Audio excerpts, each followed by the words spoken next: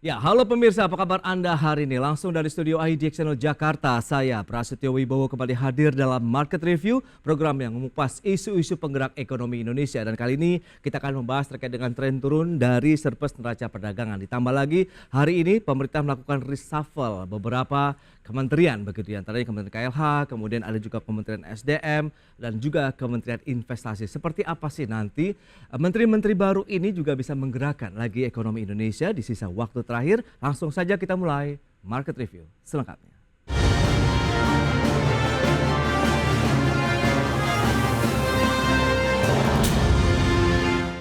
Ya pemirsa, surplus neraca perdagangan yang terus menurun terjadi akibat tekanan pada sisi ekspor dan naiknya impor. Namun ekspor non-migas pada Juli 2024 masih berkontribusi pada ekspor bulanan, di mana beberapa komoditas unggulan seperti biji logam, perhiasan hingga mesin menjadi penopang utama. Badan Pusat Statistik mencatat surplus neraca perdagangan barang pada Juli 2024 mencapai 0,47 miliar dolar Amerika Serikat atau turun sekitar 1,92 miliar dolar Amerika Serikat dari surplus bulan sebelumnya yang mencapai 2,39 miliar dolar Amerika Serikat. Adapun nilai ekspor mencapai 22,21 miliar dolar Amerika Serikat atau naik 6,55% secara bulanan. PLT Kepala BPS Amalia Adininggar Widesanti mengungkapkan, ekspor migas masih menjadi kontributor dengan angka 1,42 miliar dolar Amerika Serikat atau naik 15,57%. Sementara nilai ekspor non-migas tercatat naik 5,98% dengan nilai 20,79 miliar dolar Amerika Serikat. Di mana ekspor komoditas biji logam, terak, dan abu tercatat naik hingga 3.973% dengan andil 3,32%. Selain itu, logam mulia dan perhiasan ataupun permata juga tercatat naik 51% dengan andil 1,28%. Kemudian mesin dan perlengkapan elektrik serta bagiannya naik 14,89%. 0,47 miliar US dollar atau turun sebesar 1,92 miliar US dollar secara bulanan. Surplus Juli 2024 ini lebih rendah dibandingkan dengan bulan sebelumnya ataupun dibandingkan bulan yang sama tahun sebelumnya. Surplus neraca perdagangan Juli 2024 ini ditopang oleh surplus pada komoditas non-migas, yaitu sebesar 2,61 miliar US dollar. Sementara berdasarkan sektor pertanian, kehutanan, dan perikanan berkontribusi sebesar 500 juta dolar Amerika Serikat. Sektor pertambangan dan lainnya 3,77 miliar dolar Amerika Serikat. Dan sektor industri pengolahan sebesar 16,51 miliar dolar Amerika Serikat. Secara bulanan peningkatan ini utamanya terjadi pada sektor pertambangan dan lainnya, naik 19,51% yang disebabkan oleh meningkatnya nilai ekspor biji tembaga, biji titanium, dan juga sejenisnya. Dari Jakarta, Raharjo Patmo, IDX Channel.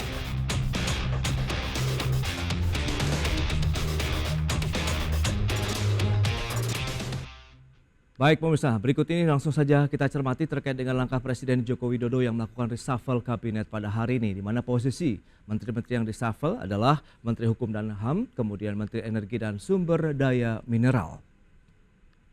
Ya, Senin tanggal 19 Agustus 2024, Presiden Joko Widodo melantik beberapa menteri, wakil menteri, dan beberapa kepala badan di Istana Negara. Adapun menteri dan kepala badan yang akan dilantik Presiden adalah sebagai berikut.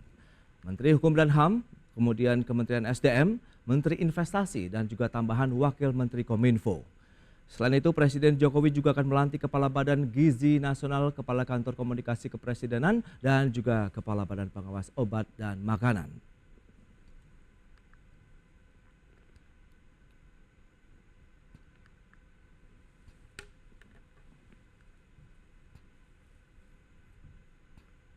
Baik, pemirsa, untuk membahas tema menarik ini, langsung saja kita sudah tersambung melalui Zoom bersama dengan Bapak Handito Juwono, Kepala Sekolah Ekspor, dan juga Bapak Fitra Faisal, Senior Ekonomis Samuel Sekuritas Indonesia. Selamat pagi, Pak Handito. Ya, halo, selamat pagi.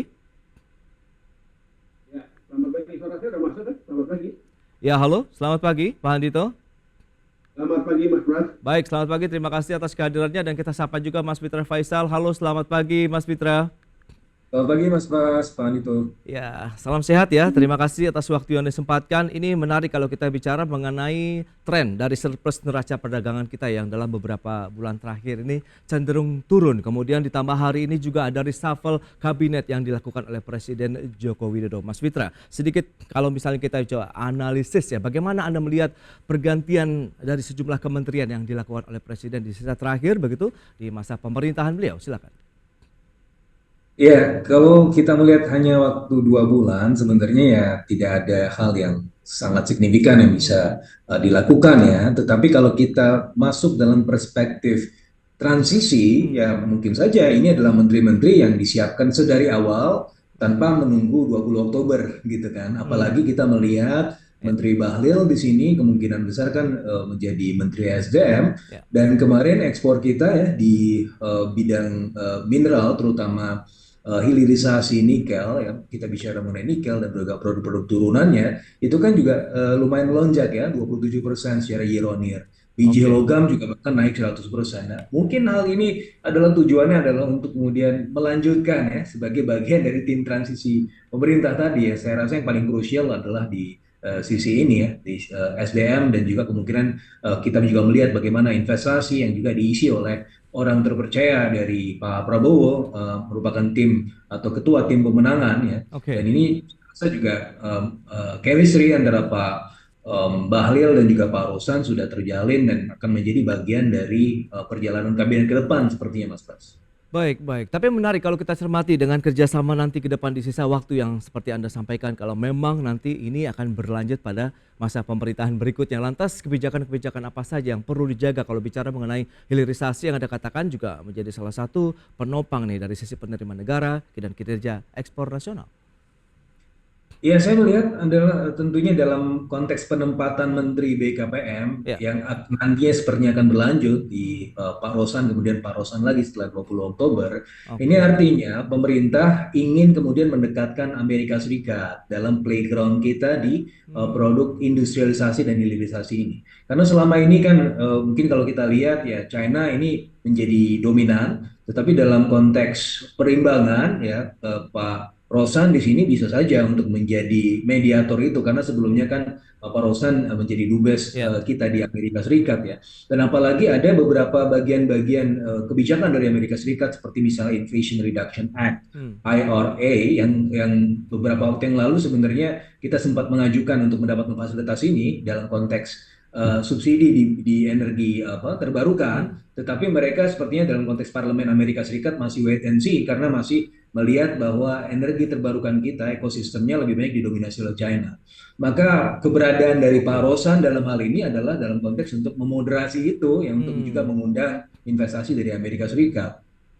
Oke, oke, begitu kalau kita baca begitu arah menurut dari pengamatan ataupun analisis Mas Fitra begitu. Nah, lantas bagaimana Pak Andito? Anda melihat dari sisi eksportir begitu, melihat perkembangan dari tren turun dari neraca perdagangan, kemudian di akhir-akhir masa kepemimpinan Presiden Joko Widodo ada reshuffle kabinet yang dilakukan. Iya, saya rasa em, memang sekarang ini kan namanya juga lagi bersiap-siap menyambut kabinet baru gitu kan ya. Oke. Jadi mau nggak mau memang ya Pak Jokowi maupun Pak Prabowo menyiapkan agar kabinetnya langsung bisa tancap gas. Jadi reshuffle saya rasa ke sana. Tapi saya mencatat ini ya, ini surplus yang turun bulan lalu ini bahaya karena ini tinggal 0,5 miliar dolar. Saya rasa ini bahaya. Jadi kalau kira-kira kalau kita belanja, ini saya kebetulan Ya. lagi ada di uangnya Prof. Sawiji gitu ya. Saya Oke. ini ngobrol dulu gitu ya. Jadi kalau kita bicara ekonomi sederhana, ekonomi rumah tangga aja, ya kalau uangnya lagi kurang ya belanjanya mestinya ya dikurangin kan begitu, kira-kira kan begitu ya. Karena kalau enggak dari mana nanti ngutang? Zaman sekarang kayaknya banyak keluarga juga kalau bisa menghindar dari hutang gitu ya. Sama juga keluarganya negara gitu. Saya rasa apakah kemudian pengeluaran-pengeluaran dikurangi dalam pengertian kemudian kita nggak belanja, bukan begitu. Apa yang sudah apalagi janji politik harus dilakukan. Tapi kok dalam konteksnya ekspor impor, apa yang sudah dilakukan oleh Menteri Perdagangan beberapa bulan lalu ngerem impor itu harusnya tancap gas sekarang ini harusnya direm. Karena saya kepala sekolah ekspor, tapi dalam hal ini kita lagi mikirin bagaimana supaya surplus neraca perdagangan itu terjaga. Jadi memang mau nggak mau ini harus direm impornya kita. Ini lonjakan yang bulan lalu itu terlalu besar itu impornya gitu. Dan kalau terusin bahaya ini. Baik. Nah, apakah program hilirisasi kemudian ekspor komoditas gitu masih menjadi andalan Indonesia ke depan? Kita akan bahas nanti di segmen berikutnya, Pak Andito dan juga Mas Peter Faisal. Dan pemirsa, pastikan Anda masih bersama kami.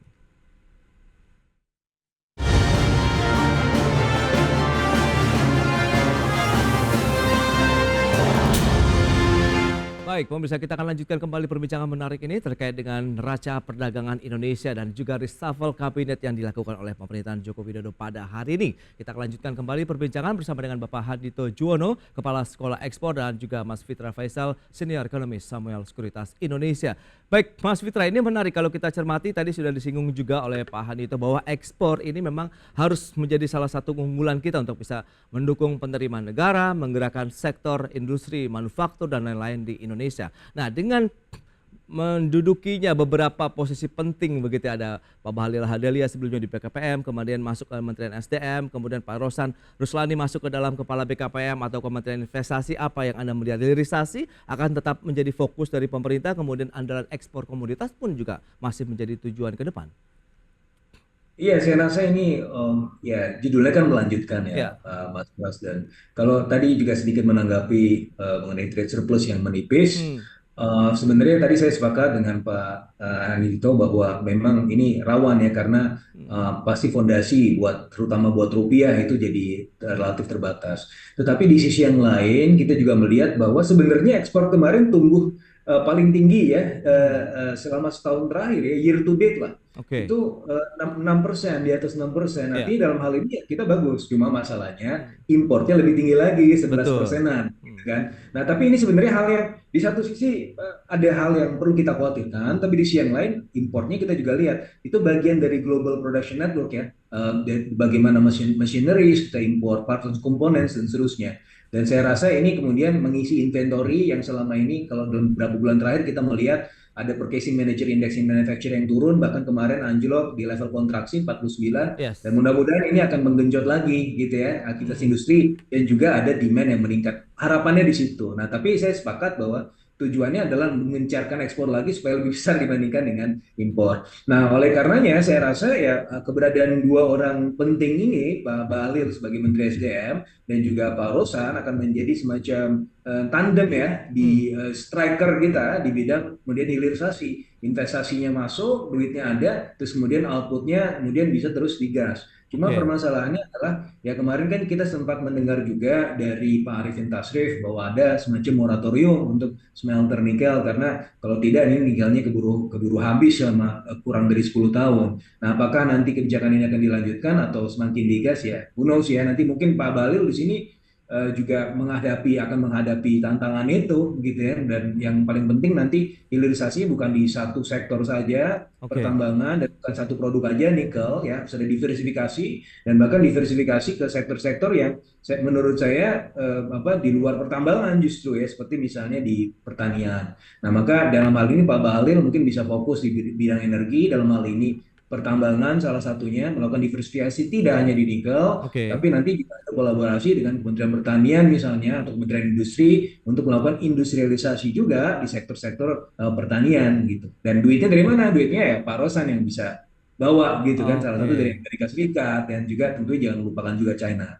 Baik, Pak Andito, ini menarik kalau kita cermati begitu dengan kondisi yang sudah disampaikan oleh Mas Fitra Faisal begitu. Peningkatan nilai ekspor non migas Juli 2024 terbesar pada biji logam, kemudian biji terak dan abu ini 691,2 juta dolar Amerika, atau naiknya luar biasa sekali. Apakah Anda melihat apakah ke depan begitu ya, ini andalan ekspor masih dari komoditas, kemudian bagaimana dengan bahan-bahan olahan sektor andalan kita ini, Pak Andito?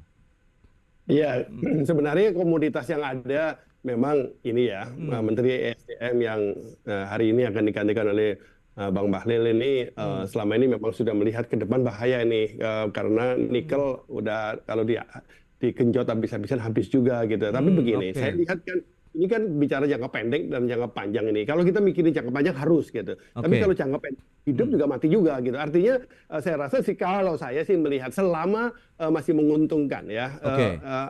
Habisin aja nggak apa-apa komoditinya itu. Apalagi saya lihat Bang Bahlil, Bang Rosan itu ini ya aktivis-aktivis di Kadin teman-teman saya yang selama ini memang mau ofensif gitu. Kalau menurut saya sih sekarang ini harus jaga jangka pendeknya sambil tetap jaga jangka panjang. Tapi yang saya Oke. berharap sebenarnya dengan Bang Bahlil, Bang Rosan masuk di tugasnya yang baru sekarang, saya ingin lihat ini dunia bisnis Indonesia lebih agresif gitu, lebih agresif. Saya yakin Bang Rosan sebagai mantan ketua umum Kadin, kita masih sekarang masih sebutnya ketum gitu ya, Oke. ketum di masanya ini akan mendorong investasi besar-besaran. Sekarang nih apalagi investasi di kalangan anak-anak muda gitu ya. Itu rada mandek nih sekarang. Zaman-zaman era startup itu sekarang sepertinya surut lagi. Saya yakin Bang Rosan akan punya kemauan di sana untuk membuat investasi lebih besar lagi. Apalagi kalau kemudian investasinya yang orientasinya ke pasar ekspor. Nah, Oke. sekarang ini saya lihat kebijakan dari Kementerian Investasi yang baru ini perlu kita dorong gitu supaya memberi perhatian lah. Kalau mau investasi di Indonesia, saya kasih subsidi besar-besaran, Oke. kasih fasilitas besar-besaran, bukan untuk menggantikan ini ya impor, tapi untuk yang ekspor oriented gitu. Jadi ekspor oriented policy saya rasa saya harapkan mulai dibangun oleh kabinet yang sisa sekarang ini Ya. supaya nanti di kabinet yang akan datang langsung orientasinya ekspansi masuk ke pasar dunia gitu. Ini menarik juga nih. Kalau kita lihat kan kalau masalah perizinan pertambangan di situ ada juga masalah lingkungan ya, feasibility study dan lain-lain. Dan ini Kementerian Lingkungan pun diganti dari Ibu Siti Nurbaya ke Raja Juli Antoni. Kita akan bahas nanti di segmen berikutnya. Pak Dito dan juga Mas Fitra dan pemirsa, kami akan segera kembali usai pariwara berikut ini.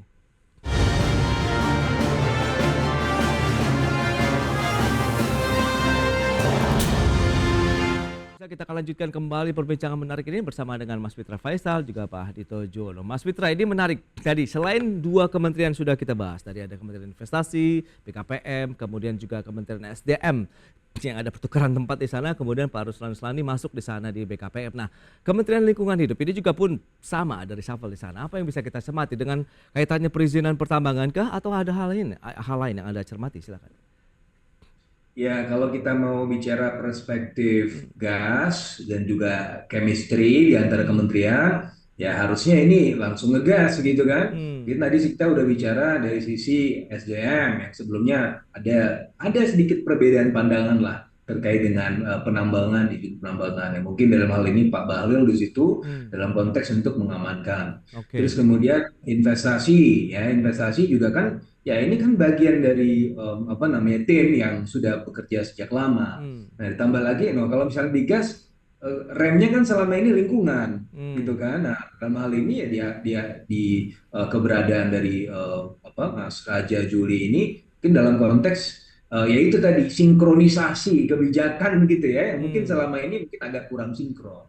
Gitu. Sehingga nanti mudah-mudahan ya harapannya ya hilirisasinya bisa gas, tapi memang salah satu tantangannya atau kewaspadaannya adalah ya tolong juga ada rem-remnya sedikit lah gitu kan, supaya nanti ada prinsip-prinsip yang berkesinambungan, karena kan tim Pak Prabowo nanti ke depan juga kan bergerak berdasarkan prinsip kesinambungan itu ya, green economy dan juga mengurangi carbon footprint dan seterusnya. Ini kan suatu hal yang seharusnya bisa menjadi tanggung jawab bersama juga, Mas Pras. Baik. Nah Pak Dito, Anda bagaimana melihat posisi seperti saat ini? Gaspol kah? Atau memang ada perlu satu hal yang ya bisa menahan begitu, tidak terlalu eksplorasi begitu, eksploratif, sehingga nanti bisa ada sisi keberlanjutannya juga begitu untuk bisa memenuhi kebutuhan dalam negeri dan lain-lain?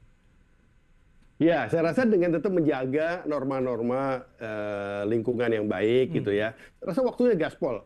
Negara lagi butuh duit, mau diapain kan gitu ya. Jadi daripada kita hidup untuk nanti sekarang mati gitu, mendingan hidup sekarang, nanti mudah-mudahan juga tetap hidup kan begitu. Artinya begini, contohlah di Kementerian Kehutanan, saya kenal baik dengan Mbak Baya gitu ya. Beliau kan top concern banget tentang menjaga lingkungan dengan baik. Dan saya rasa selama hampir 10 tahun ini sudah terjaga dengan baik hutan Indonesia. saatnya sekarang dimanfaatkan sebesar-besarnya hutan itu kan gitu. Jangan Oke. lupa di dalam hutan banyak tambang itu yang bisa diduitin kan gitu kan. Tetapi lepas dari itu kayunya, kayu itu kalau ditanam-tanam nggak ditebang juga mati juga kan gitu. Oke. Kenapa nggak kita tebang saja? Maksudnya sekarang sudah waktunya ambil hasilnya. Jadi saya menangkap pesan yang ini nih, kalau pergantian menteri-menteri yang hari ini itu menurut saya itu menteri-menteri yang striker gitu, yang maunya ngebut masukin gol ke dalam pertandingan itu untuk cari duit gitu. Saya rasa Baik. ini baik buat kabinet yang ke depan. Saya nggak tahu apakah menteri-menteri ini nanti akan dipertahankan, mudah-mudahan dipertahankan. Tetapi saya rasa 2 bulan ini kesempatan baik untuk menata agar ekonomi Indonesia lebih progresif, karena kita memang sedang butuh tidak hanya US dollar ya, devisa gitu ya, tetapi juga sekarang ini sudah butuh juga uang yang lebih banyak untuk membiayai kegiatan-kegiatan yang juga lebih besar. Tetapi di sisi yang lain saya tetap pesan bahwa Oke. yang namanya impor menurut saya harus direm nih. Nah, itu dia. Lantas bagaimana dengan tadi masalah importasi yang juga Anda highlight begitu di sana, Pak Hadito? Apakah ini menjadi suatu tahanan? Sementara kita tahu kan kebutuhan bahan baku kita juga masih dari importasi begitu, dari luar negeri begitu, untuk menggerakkan lagi aktivitas industri manufaktur lah. Kalau kita bicarakan, sempat disinggung oleh Mas Fitra bahwa PMI manufaktur kita sudah meninggalkan level ekspansi. Iya, ini kan di Kementerian Perdagangan juga baru ada ini ya perubahan eselon 1 minggu lalu, dan menurut saya ini memberi pesan besar, pesan kuat gitu bahwa Oke. konsolidasi yang dilakukan di Kementerian Perdagangan. Saya sih berharap apa yang selama ini didorong oleh Menteri Perdagangan, Bang Jul, untuk menjaga surplus neraca perdagangan, Ya. selain dengan meningkatkan ekspor harus, tapi juga mengerem impor. Ini saya yakin, saya berharap ini akan mudah-mudahan bisa terjadi. Jadi Satgas impor yang selama ini sempat naik beritanya, tapi kan sekarang ini kayaknya masih ini nih sepi lagi gitu ya. Saya sih berharap ini enggak ini harus memang digenjot lagi. Tapi tidak hanya Oke. sekedar impor, tapi juga mengurangi impor-impor. Sekarang ini impor mesin naik. Apakah itu karena itu berarti itu hilirisasi terjadi, industrialisasi terjadi? Belum tentu. Bisa jadi impor mesin masuk ke sini, nyetok di sini, di stok di sini. Nah, nanti terus jadi apa itu barang itu? Itu Oke. bisa jadi lagi tuh buat perekonomian nasional kalau tidak dimanfaatkan juga untuk dipakai sebagai alat produksi gitu. Baik, baik. Tapi kalau kita lihat dengan kondisi beberapa negara tetangga kita yang juga masih berada hal yang sama begitu ya, PMI manufakturnya pun juga mengalami kontraksi. Nah, sementara Anda andalkan eksportasi ke negara-negara yang biasa menjadi negara tujuan ekspor, ada Amerika Serikat, China, kemudian beberapa negara tetangga di ASEAN, penipahan itu. Ya, sambil kita menata industrialisasi ya, saya rasa perlu reindustrialisasi ya. Kalau selama ini kan istilahnya hilirisasi, saya rasa ke depan harus diganti kembali menjadi reindustrialisasi. Itu harus dilakukan. Tetapi sekarang sekali lagi di jangka pendek, kita ini butuh uang ini, butuh devisa juga gitu ya. Ya harus tetap terjaga dengan baik lingkungan dan sebagainya. Tapi ini perlu kita manfaatkan yang ada. Yang ada apa? Yang ada itu oke lah, tambang itu Bang Balir hobinya lah, itu ngurusin yang ke sono. Tetapi hasil-hasil pertanian, hasil-hasil perikanan yang nggak perlu terlalu banyak disentuh oleh industrialisasi, kita manfaatkan gitu. Saya rasa ini sekarang sudah waktunya kita ekspor besar-besaran untuk produk-produk pertanian, produk-produk kayu, produk-produk kehutanan, produk-produk yang sudah kita bisa manfaatkan. Saya mungkin ini keluar dari ini nih, dari mainstreamnya ekonomi yang biasanya lebih banyak ingin jaga stabilitas. Menurut saya sekarang ini saatnya kita memang optimalkan yang kita sudah punya agar kita juga bisa menjaga periuk nasi kita ini. Baik, baik Pak Dito. Lantas tren turun dari kinerja neraca perdagangan, Mas Fitra, 4 bulan terakhir loh. Ini apakah nantinya akan menjadi sinyal terjadinya defisit untuk neraca perdagangan kita setelah bertahan selama lebih dari 50 bulan terakhir? Saya masih melihat ada potensi surplus, Mas, karena kan 0,47 billion US dollar kemarin itu memang jauh sekali dari konsensus yang di atas 2 billion ya. Tetapi kita juga pernah mengalami hal yang relatif serupa di bulan Februari yang dulu surplusnya di bulan Februari tahun ini 900 juta dolar kurang lebih ya, di bawah 1 billion. Tapi kita juga melihat bahwa setelah itu di bulan Maretnya itu kan malah naik 4,4 billion US dollar gitu. Jadi memang saya rasa kemarin ketika melihat kinerja ekspor yang salah satu yang tertinggi year to date ya 6%, ini merupakan satu harapan juga untuk bisa mempertahankan ya Baik. tren dari surplus itu. Nah, kemarin saya rasa sih peningkatan impor yang cukup signifikan sampai 11% itu dalam konteks menumpuk inventory, karena selain di bulan ini sebelum-sebelumnya kan impornya agak sedikit jatuh ya, dan purchasing managing index in manufacturing kita juga relatif tertekan, dan saya rasa ini efek yang seasonal saja, dan bisa berbalik lagi ya kalau misalnya kita memang melakukan langkah-langkah yang tidak ekstrim gitu ya untuk kemudian menjatuhkan kondisi industri kita. Saya rasa ini akan bisa berbalik lagi surplusnya. Oke, berarti memang masih ada potensi kita mengalami surplus neraca perdagangan lagi. Apalagi dengan tadi adanya pergantian reshuffle kabinet di masa-masa akhir pemerintahan Presiden Joko Widodo, dan menjadi sinyal kuat untuk keberlanjutan ya. Bagaimana hilirisasi di sektor pertambangan dan lain-lain tentu akan menjadi suatu hal yang menarik dicermati ke depannya. Baik, Pak Andito, sayang sekali waktu terbatas. Mas Fitra, terima kasih banyak atas waktu analisis yang sudah Anda sampaikan kepada pemirsa pada hari ini. Selamat melanjutkan aktivitas Anda kembali. Salam sehat dan terima kasih Mas Fitra, Pak Andito. Ya, terima kasih semuanya.